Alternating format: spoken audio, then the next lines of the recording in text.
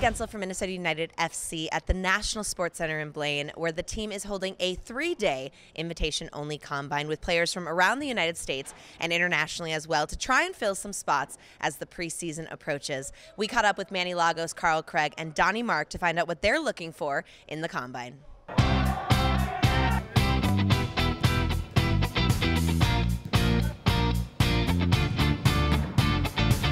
One of the big things is that we want to try to open ourselves up to always being a club that wants to look for good talent, whether it's young, whether it's old, whether it's domestic, or whether it's foreign. And so we think the Combine's a great opportunity to continue to bring guys in, see what we're about. And like I said, sometimes some of these guys might not make it this first year. They may go on to a lower level professional team. We know them, we've cataloged them now, and they potentially can get our roster in the future.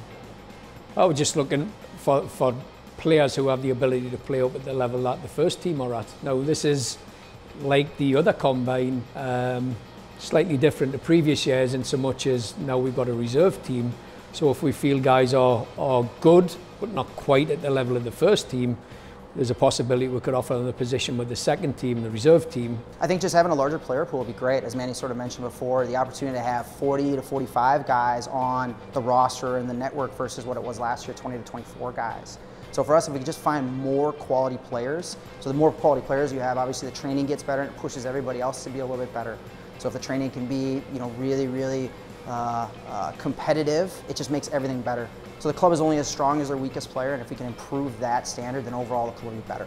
I think there's that unknown quality, which creates, I guess, an excitement for some of the fellas coming in, because the names that are coming through the door are good players. And I think it's nice for the fellas who are already on the roster to know what's coming in, and gives us, I think, renewed hope. It's on a lot of different levels. We're still in a roster building phase.